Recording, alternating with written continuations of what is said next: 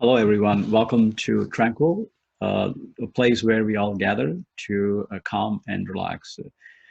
Tranquil is brought to you by AAPM, and it's a mental health task force for your well-being. Tranquil began as an internal corporate wellness program, and in the COVID crisis, we decided to bring it to you all and share it so that we all can get benefits from these meetings. So it's my pleasure to welcome Swamini Shraddhananad Saraswati, who is founder of Kula Kamala Foundation. And Swamini brings a wealth of experience, not only from the material world, but she's a renounced monk. So she brings that perspective of someone who has given everything up, all worldly belongings. So we all have a lot to learn from her, and she's going to guide us through an amazing Yoga Nidra practice. So Yoga Nidra is basically to a restful, relaxed state where you can practice every day. It can boost your productivity and bring amazing calmness and enhance our well-being. So without further ado, please welcome Swamini Shraddhanand Saraswati. Namaste, Swamini. Namaste. We all have that thought of becoming a monk, but she's the one who actually went ahead and did it. So she lived the material life, but then she gave it up all, and then she became a monk. I think everybody is curious about your journey, how the whole transformation process happened and how we all can learn from it. So if you can share that story, that will be amazing. Certainly. So it is a long story, so I'm going to make it a little shorter. And just say that I have been called since as long as I can remember, from a child even, to be of service. And not just to be nice to people or kind to people, but to literally go out into the world and serve. And I can remember being 9 years old, 10 years old, maybe even younger than that, and really feeling like it was my responsibility to go out and to work to alleviate suffering. And of course, at that point in time, as a 9-year-old, what I more likely said was, I just want to make people happy, see people happy. But then as I grew and I became more aware, and I began to study many different traditions, came to realize that suffering is a universal issue. It is something that all human beings and all beings, period, experience in this life. And it's something that, and it's kind of a place where we get stuck. And so I have a fairly traumatic background and got stuck myself for many years. But then I was introduced to yoga, and the yoga really gave me back a connection to myself that I wasn't able to find elsewhere.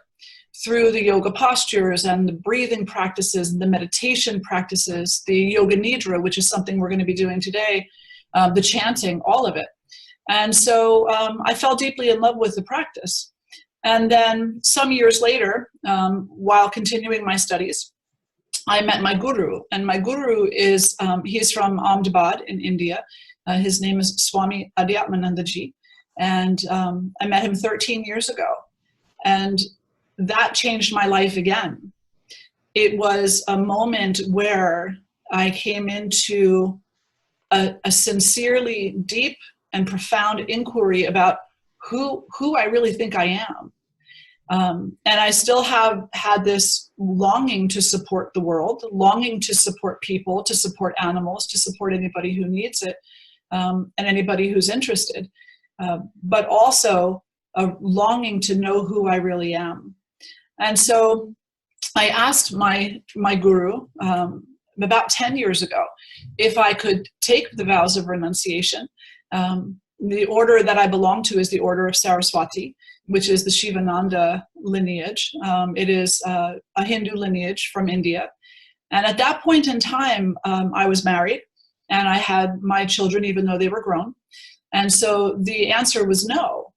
that I would not be able to take this next step, that where I was at, which was a teacher, but not of a monk status, was where I would be.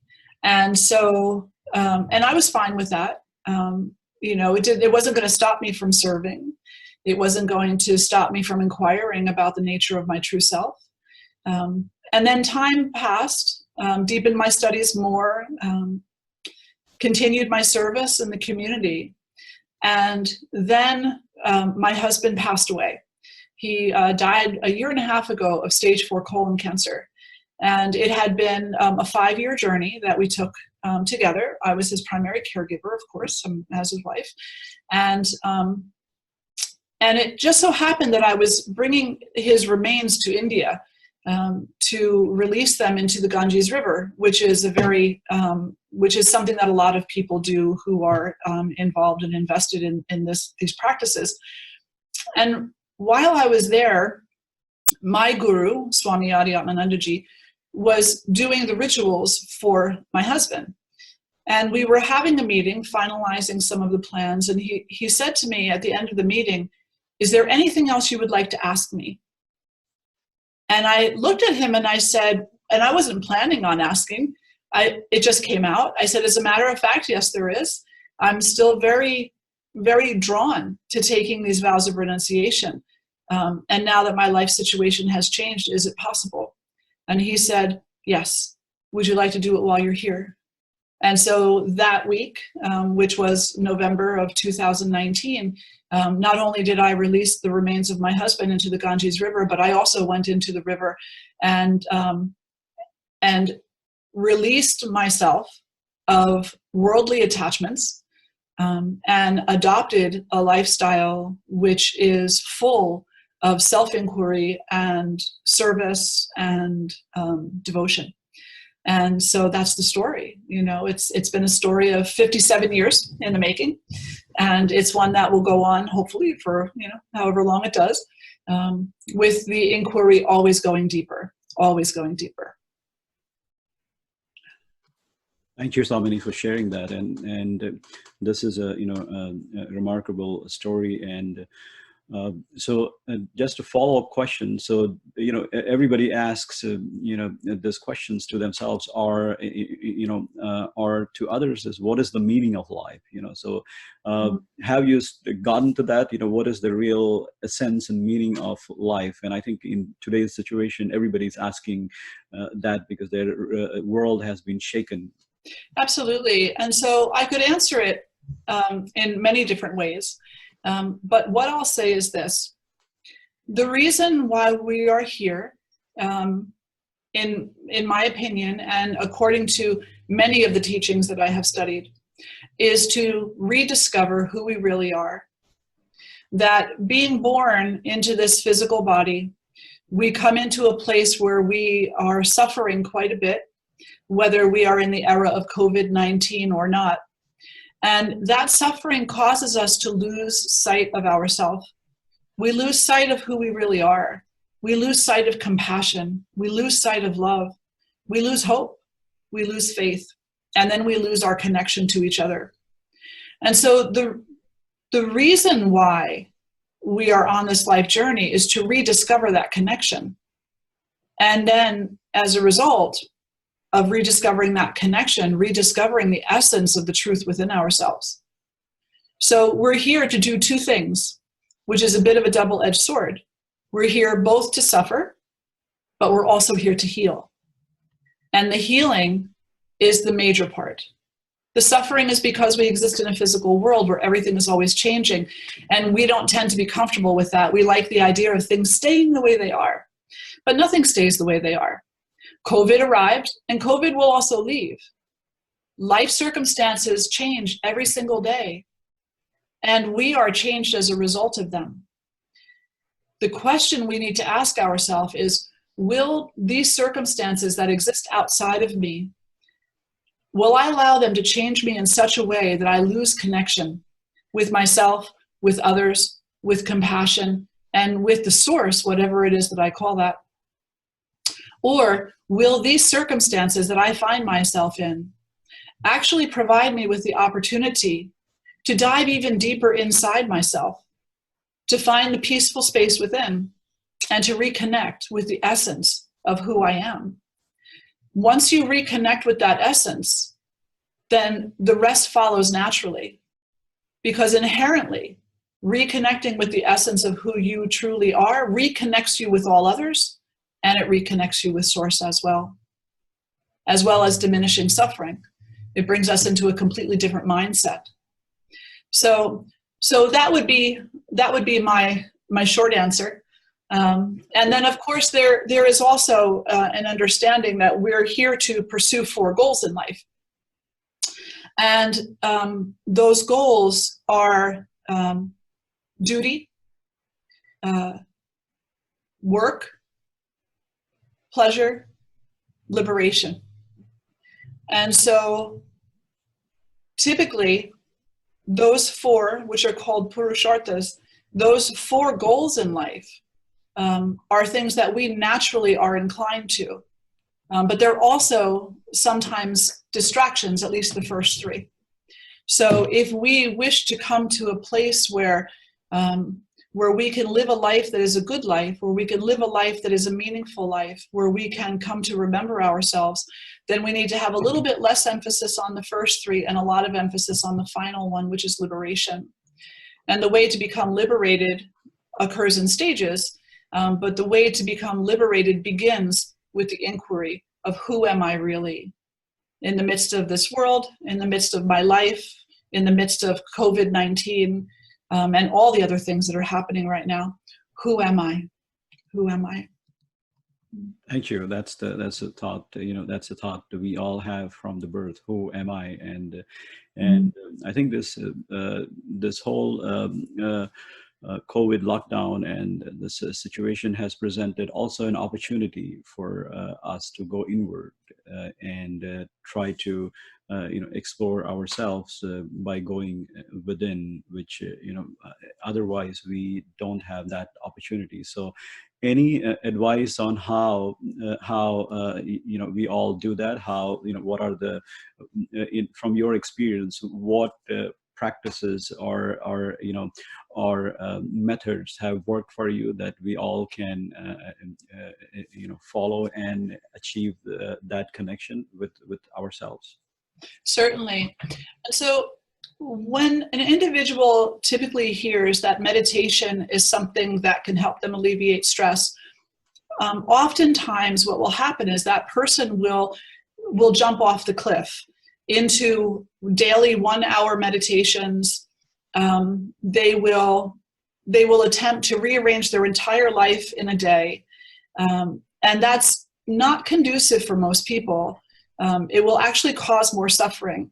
So it's better to take this inquiry one step at a time, starting with moments of mindfulness, and perhaps meditating for as many minutes as your age. So if you're 20, meditate for 20 minutes. If you're 50, meditate for 50 minutes. But if you can't meditate for 50 minutes, then meditate for 20 minutes. Meditate for 5 minutes. The other thing besides the meditation is concentration practices. And in many ways, the concentration practice has to come first. So we come to a place in our life where we want things to quiet down, but the mind is moving off in 10,000 different directions. So there has to be a way to draw all of that energy back into the self. And the best way to do that, or one of the best ways to do that, is through concentration practices, what we call dharana. And these practices allow us to hone our clarity. They allow us to reduce stress by simplifying. When we exist in a state of simplification, then we're not wasting our energy on trying to keep up with the 10,000 things. Instead, we draw all that energy back into ourselves. We maintain a single thought, or we work to maintain a single thought, and that allows us to conserve our energy. It allows us to experience health benefits associated with the conservation of energy, such as decreased stress, regulation of blood pressure, regulation of heartbeat. And these things have all been researched, and there's a lot of reports out there that substantiate this. greater sense of clarity, greater overall sense of well-being, and an uplifted sense of happiness and purpose. So we have concentration and we have meditation. And my suggestion is that for individuals who have, a lot of discipline and they're used to sitting down and committing themselves to something, if they feel that they can commit themselves on a regular, consistent basis to 1 hour of meditation a day, 2 hours of meditation a day, that's wonderful. But for most people, they need to start with a little bit less and then build up. So a few moments of mindfulness every day, many times a day, not just once a day, maybe the top of every hour, stopping, closing the eyes, centering yourself, and then taking 3 breaths, and then going on to whatever the next circumstances that you find yourself in, and building from there, as well as committing yourself to a seated practice where you're starting off with a few minutes a day and building from there. Don't expect the mind to be completely quiet. When you begin a concentration practice, your mind is not quiet. You're concentrating on something. And you're concentrating typically on something other than what the mind wants to think about. So the mind wants to think about the movies Friday night. Why are we still in lockdown? When do I go back to work? How am I going to pay my bills? What's going on in the world? When we concentrate, we're not thinking about those things. We're reorienting the mind's direction towards something that is uplifting, towards something that is pacifying, towards something that is peaceful. And so there might be a little bit of disruption as a result of that. There may be some resistance. So you should expect that. So the concentration practices, your mind is going to think. And what you're doing is training your mind how to think, and also training yourself on how to focus and what to focus on. So that when you do come into a state of meditation, which is not something you can actually sit down and do, but that's a long conversation. It's a spontaneous experience of peace within oneself that begins with the concentration practice. This way, when you do come into a state of meditation, it's not that the mind will necessarily stop, it's that you won't be disturbed by it, whether it does or not. And this is where the great benefit exists. The great benefit exists in you not being led around by the random thoughts that pop up into the mind every 2 seconds. Instead, you are able to say, well, this is a random thought. I don't need to react to it. This is another random thought. This thought, maybe I need to address that. Is this the appropriate moment to do so? So it allows us to become calmer. It allows us to become more mindful. So concentration and meditation. And the Yoga Nidra practice is part of that. Yoga Nidra is a series of practices that involve concentration, potentially a state of heightened awareness, relaxation practices, systematic relaxation practices of the body, and also a desensitization practice that allows us to start to let go of the ideas, objects, and impressions that we typically have reactions to. So the Yoga Nidra practice, when practiced over a long period of time, brings us into a place where we're a calmer, more content person, less reactive. And I should back up a little bit and just say that Yoga Nidra translates as yogic sleep. The word Nidra means sleep, but you're not sleeping in this practice. You're actually very much awake, but very much focused until the external world falls away and you are completely aware of the internal. Thank you. And that's a great segue to the Yoga Nidra session, Swamini. So thank you very much for that amazing discussion. And I would request you to take the floor. Ladies and gentlemen, welcome Swamini Shraddhananad Saraswati, who is going to walk you through a practice of Yoga Nidra. And as she described, it's a process where it's to reach a state of restful alertness. So Swamini, take it from here. Thank you very much. Very good. So I'll just begin by saying that you can do Yoga Nidra sitting up or lying down. It is preferred lying down though. But wherever it is that you are right now, it's important that you be comfortable. So if you're sitting up, then you should make sure that you are completely supported, that your feet are on the ground, and that your arms have somewhere to rest. Maybe the hands are on the thighs, or if the chair you're sitting in has arms, then the forearms are there. And that your spine is nice and long, and you're restful. You're not overly active muscularly trying to hold yourself up. If you're lying on the floor, you're lying on your back. If you have some type of medical issue like uncontrolled high blood pressure, if you are in your third trimester of pregnancy, if you have had a recent traumatic brain injury, then you're going to want to put a pillow or two underneath of your head and shoulders to prop your upper body up a little bit. Otherwise, you can lay flat on the ground. The palms are face up, the arms are alongside the body, and the legs are long. One more adjustment, if you're lying on your back, and if you have low back sensitivity, then you want to take a little pillow or a rolled up towel and place it behind the knees to alleviate back stress in the low back. Now, during this practice, I may say a few words that you're not sure of their meaning. Please do not let that disturb you. Just continue with the practice. Do and do not as you're being asked, and don't concentrate too hard on anything. So now, setting yourself up, either lying on the ground or sitting in a chair. When I'm referring to your position, I will say lying on the ground. So don't let that throw you. You can orient your awareness to the chair if that's necessary. Okay, so lying down, breathing in and breathing out. Please get ready for Yoga Nidra. You are in a posture called Shavasana. Lying on the floor, face up, palms up. In this position, the body is straight and aligned, head to toe. Take this moment to adjust everything in your body. If there's any part of you that needs a little bit of an adjustment, please make it now. You might make fists with the hands, and as you breathe out, release the fists. You might bend the toes, and as you breathe out, release the toes. You might activate all the muscles in the arms and legs, and as you breathe out, release those muscles. And you may contract your face like you just sucked on a very sour lemon, and as you breathe out, release that contraction.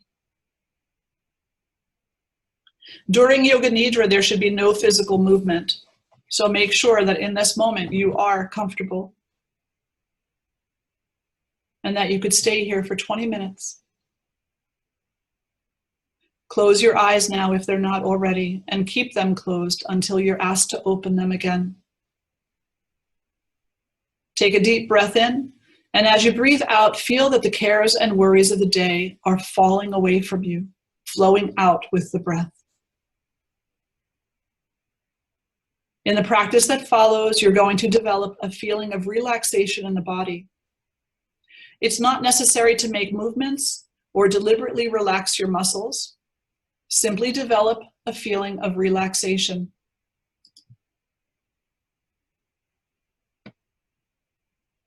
It's like the feeling that you have just before sleep, when relaxation becomes deep. Sleep does come, but here you should keep yourself completely awake. This is very important. Make a resolution to yourself now. I will not sleep. I will remain awake throughout this practice. During Yoga Nidra, you are functioning on the levels of hearing and awareness. And the only important thing is to follow my voice. Do not intellectualize or analyze the instructions, as that will disturb your mind. Simply follow my voice with total attention and feeling. If thoughts come to disturb you from time to time, do not worry. Just continue the practice. Now, in this moment, you should make a sankalpa, a resolution for healing. The resolution will have to be very simple. Try to discover one naturally. You must develop a resolution at this time. A short positive statement in simple language. When you have your resolution, state it 3 times silently, with awareness, feeling, and emphasis. The resolution you make during Yoga Nidra is bound to come true in your life.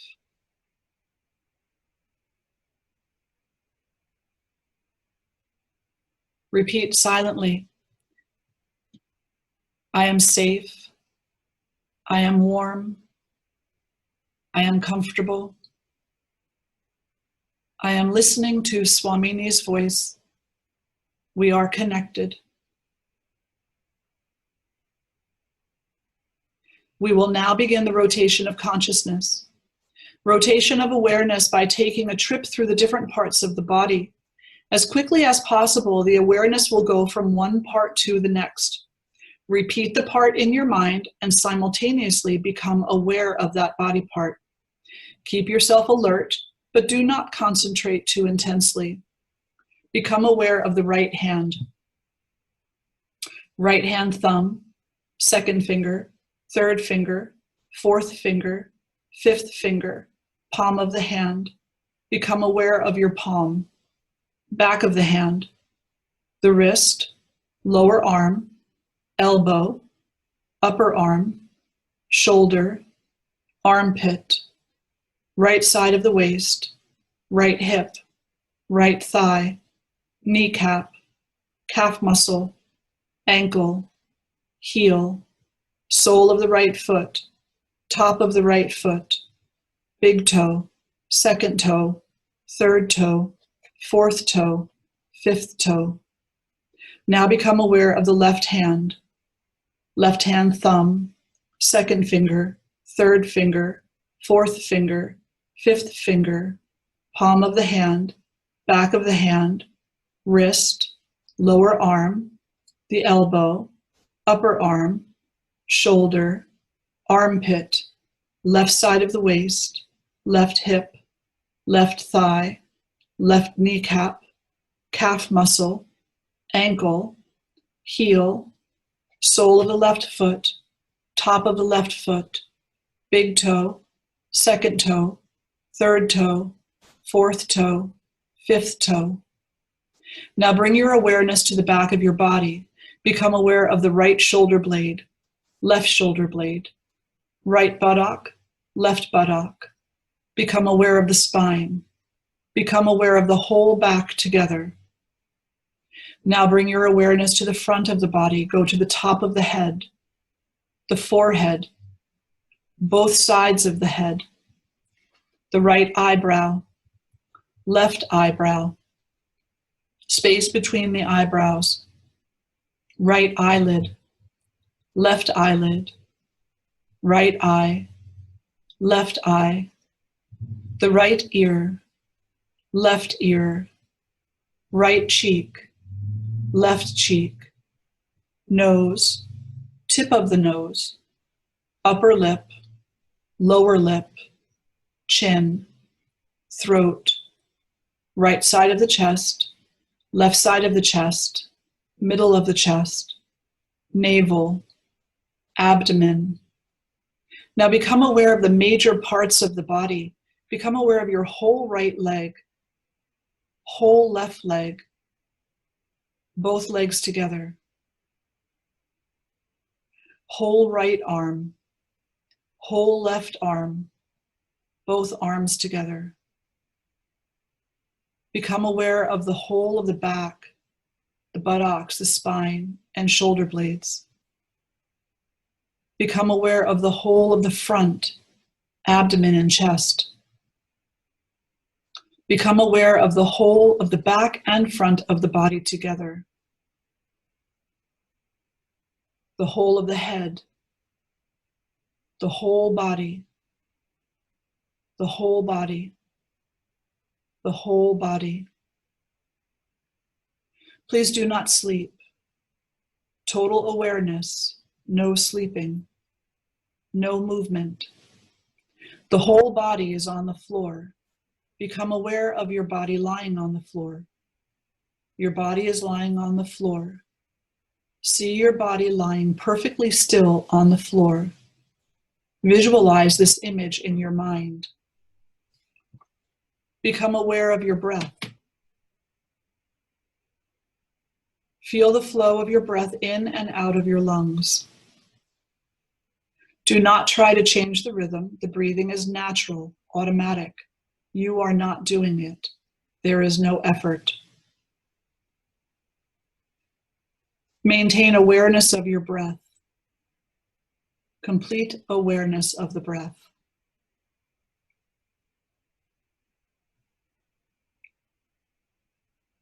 Now concentrate your awareness on the movement of your navel area.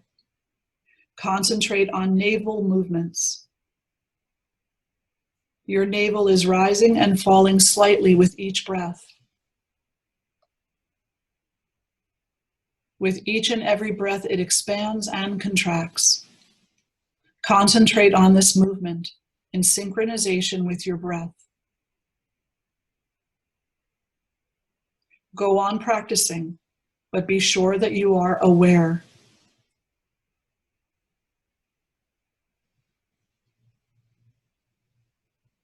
Now start counting the breath backwards from 9 to 1, like this. 9, navel rising. 9, navel falling. 8, navel rising. 8, navel falling. 7, navel rising. 7, navel falling, and so on. Say the words and numbers mentally to yourself as you count your breath. Be sure you don't make a mistake. If you do, you must go back and start again.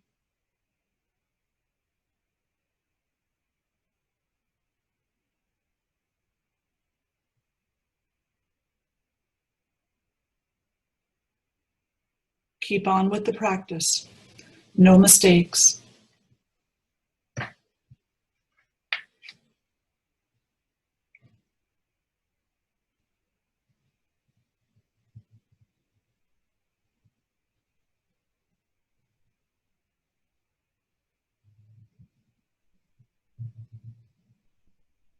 Complete awareness, please. Continue counting.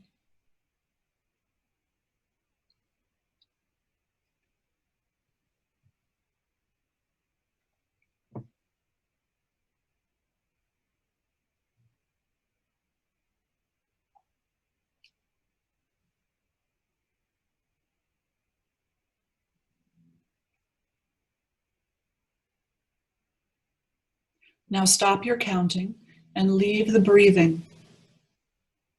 We now come to visualization. A number of different things will be named, and you should try to develop a vision of them on all levels: feeling, awareness, emotion, imagination, as best you can. If you are able to find this vision, your relaxation is complete for the time being. And if you are not able to, then you will need a little more practice. Burning candle, burning candle, burning candle. Endless desert, endless desert, endless desert. Egyptian pyramid, Egyptian pyramid, Egyptian pyramid. Torrential rain, torrential rain, torrential rain. Snow-capped mountains, snow-capped mountains, snow-capped mountains. Greek temple at sunrise, Greek temple at sunrise, Greek temple at sunrise. Coffin beside a grave, coffin beside a grave, coffin beside a grave. Birds flying across a sunset. Birds flying across a sunset. Birds flying across a sunset. Red clouds drifting. Red clouds drifting. Red clouds drifting. A cross above a church. A cross above a church. A cross above a church. Stars at night. Stars at night. Stars at night. Full moon. Full moon. Full moon. Smiling Buddha. Smiling Buddha. Smiling Buddha. Wind from the sea. Wind from the sea. Wind from the sea. Waves breaking on a deserted beach. Waves breaking on a deserted beach.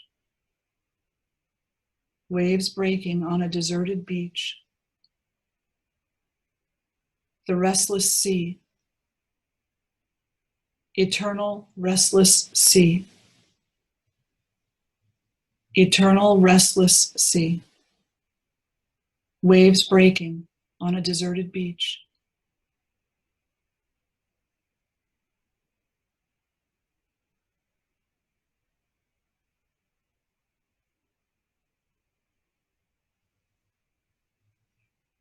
Now is the time to repeat your resolve. Repeat the same resolution, the same sankalpa that you made at the beginning of the practice. Do not change it. Repeat the resolve 3 times with full awareness and feeling.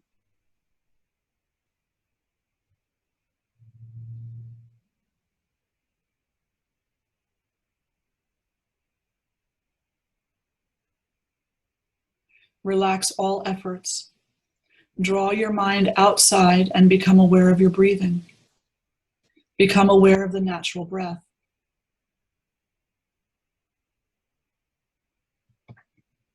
Awareness of the whole body and awareness of breathing.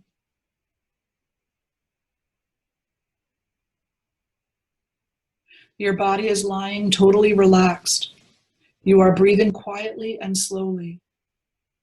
Develop awareness of your body from the top of the head to the tip of the toes, and say mentally in your mind, Om.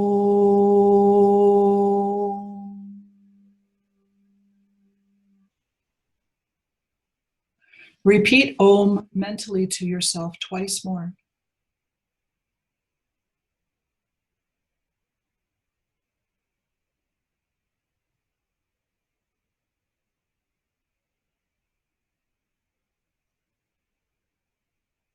Become aware of the floor and the position of your body lying on the floor. Visualize the room around you. Become aware of your surroundings. Lie quietly for some time, keeping your eyes closed.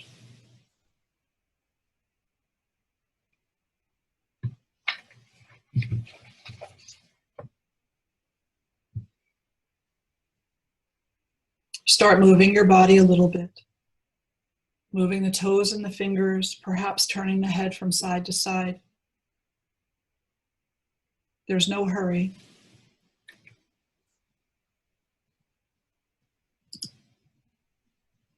When you are sure that you are wide awake, sit up and open your eyes. Open the eyes slowly. The practice of Yoga Nidra is now complete. Hari Om Tat Sat.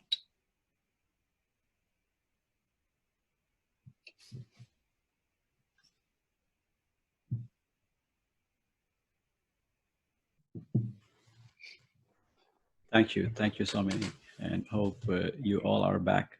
Those who are still coming back to normal, coming back to their senses may take. Now, this was a 20-minute practice. Yoga Nidra most effectively is practiced for almost an hour. And so there are scripts. And so you're not making this up as you go along.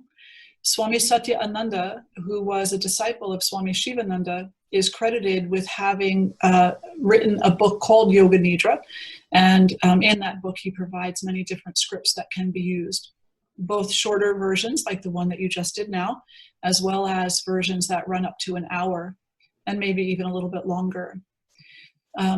They do say that Yoga Nidra, if practiced for 50 minutes, is similar to 6 or 8 hours of sleep, is that restorative to the body and to the mind.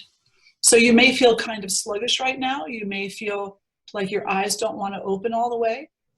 This is also to be expected because you are currently living under a high degree of stress and tension. And over the last 20 minutes, your body just released some of that. And what you're feeling is relief. What you're feeling is relief. And so I guess at that point, I'll open up for any questions if anybody has questions that they would like to ask. Yeah, I think yeah. Any questions from Swamini? And I will start. We are all, scientific minds, and the question is, what is the science behind Yoga Nidra? So we are, getting aware. So we are, being aware of our body, trying to distract the, the mind by getting aware of our body, or and then when the mind is calm, we are trying to, imagine. Different images to trying to so the goal is I'm trying to understand what is the science behind the Yoga Nidra. Yeah, and so there is actually a lot of science behind it, so I'm going to keep it very basic right now. There is this book, Yoga Nidra by Swami Satyananda, and the last chapter in this book actually talks about quite a bit of the early research that was done, including some of the testing that was done on Swami Rama. So let's just look at stress for a moment. Stress is a natural occurrence in life. And in a low-level way, when stress is just natural, day-to-day concerns, it's actually an okay thing. Stress is not necessarily bad for you. Stress is something you're going to encounter, and your body develops in such a way as to be able to address natural stressors that happen on a day-to-day basis. One day something very significant happens and stress levels go up very high, and now your body has a reaction to that. Maybe it was a trauma, maybe it's COVID-19, maybe it's losing your job or a relationship ending. Whatever the situation happens to be, the stress levels increase, and your body, your nervous system particularly, switches a function toward what is called fight, flight, or freeze. When we exist in a state of fight or flight, it's not meant to be a long-term experience. It's meant to last for as long as the potential threat is, enough to empower us to survive that threat. So it might last as long as, the bear is charging at you from the woods. That's kind of a common example that's given. You want your nervous system to enter into that state of fight or flight, probably flight in that example, because as that bear is running at you, you're going to be running in the opposite direction. But when that bear goes away, the stress goes away, and your body returns to a typical state of balance, what we could call homeostasis. Now, the problem nowadays is that we live in a world that has stress 24 hours a day, 7 days a week. And before COVID-19, we were existing, most of us, in such a high state of stress that we were in a constant state of fight, flight, or freeze. And what that does is it impacts the ability of the body to function properly. It impacts cellular reproduction. It impacts the function of the brain. It impacts reproduction. It impacts digestion. It impacts everything. So when we're existing in a chronic state of fight or flight, we're disconnected from ourselves. We're disconnected from the moment. All we are doing is existing in a state of constant worry. When we are living that way, and I'll make this a little bit brief, when we're living that way, our body doesn't have the opportunity to rejuvenate, to relax, to come back to that state of homeostasis. So we kind of lose our North Star. We lose our anchor, and we don't know what normal is anymore. Now, introduce COVID-19, something that is potentially life-threatening to the globe, to the entire world. And our reactions to COVID-19 are not based on an individual who has body-mind connection, a healthy spiritual or religious practice, a healthy lifestyle. Our reactions to COVID-19 are coming from a place of people who are already in a chronic state of fight or flight and no longer recognize what normal relaxation is. So we need a reset. Because today we are all living in a way, and I would say 99.9% of us are living in a mindset that is completely unhealthy for us. There's entirely too much stress on the body, too much stress on the organs and the functions of the body, too much stress on the mind. And you can see this in our society by the way that people are arguing, by the lack of compassion that exists right now. So Yoga Nidra is the reset. That's what I'm getting to. Yoga Nidra is the reset. So if you can take the time to do this practice for 1 hour a day, you're giving yourself a reset. You're saying, for this hour, I'm not going to be in that chronic state of fight or flight. I'm going to give my body and my mind a break. I'm going to give the systems of my body an opportunity to behave more optimally, and I'm going to give my mind an opportunity to rest and to stop thinking so much, to stop getting caught up in all of the stories and all the scandals and all of this and all of that. I'm going to come back to step one. And what you'll find in a very short period of time is that your responsiveness will increase and your reactionism will decrease. You will come into a moment where you can more appropriately deal with what you're facing because you'll have energy to do so and the mind will be more clear. So you were asking about the scientific basis, so I gave you some of that, and I also gave you some of where we are today. Yeah. Thank you very much. Any questions or comments for Swamini and the practice? Yeah, Swamini ji, is this Yoga Nidra can be done anytime, or there is a specific time we should do it? Thank you so much. That is a wonderful question, and it can be done anytime. Anytime. In today's world, given the understanding that so many people are sleep deprived, to do Yoga Nidra before bed is actually a very good time to do it. However, one should not do Yoga Nidra in order to fall asleep while practicing Yoga Nidra. One should complete the practice of Yoga Nidra and then have 10 to 15 minutes of quietude before going to sleep. But this is a practice that can be practiced at any point in time. Ideally, you don't want to do this on a full stomach. You may not want to do this, when you are highly engaged in a project, because that's what you're going to be thinking about. And the only other time that it might be a bit of a caution is if you are sick with a fever, where you are not able to breathe properly, where you are vomiting, something along those lines, because it won't be a restful practice at that point. It can still be done in a smaller way, but it won't. The 50-minute one will probably not be so conducive. Yeah. Thank you for your question. Thank you.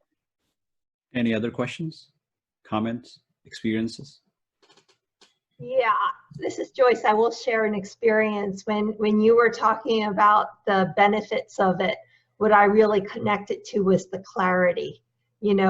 Just listening to, what you were explaining before versus after was, just a comparative experience for me where nothing else was, filtering through. It was just your description coming through, and it was all just very clear, so I could notice that difference. So thank you so much. Oh, you're welcome. And the interesting thing about this practice is that going through this practice, I'm not actually doing it. I'm guiding it for you, but I'm even getting the benefit from it. So I feel much clearer now too. Yeah. It's Thank you. Any other, Yeah, this is Kapil. I was wondering about having a light relaxation music, or some, like you said, something kind of playing on the background while you are doing that, in order to kind of avoid any kind of other distraction from your mind, because you are constantly listening to something. Will that kind of help? That's a really wonderful question, Kapilji. Thank you for asking that. Actually, it is suggested that you should have nothing on in the background. And the reason for that is because if you have music on in the background, it's external. If you have, the chimes playing in the background, it's an external sensation that is pulling you outside of yourself. And you will be disturbed if, in fact, it stops for some reason. So the whole idea behind the Yoga Nidra is to go inside and to retrain yourself to become aware within without attachments to anything outside. And I get that question a lot. I get a lot of people who say, can I play my favorite mantras in the background? And I'm like, not really. I mean, of course, you're free. You can do whatever you like to do. But ideally, no. You want to be able to utilize this practice in such a way that it takes you deep inside of yourself with no attachments to the outside. Yeah, very good question. Thank you.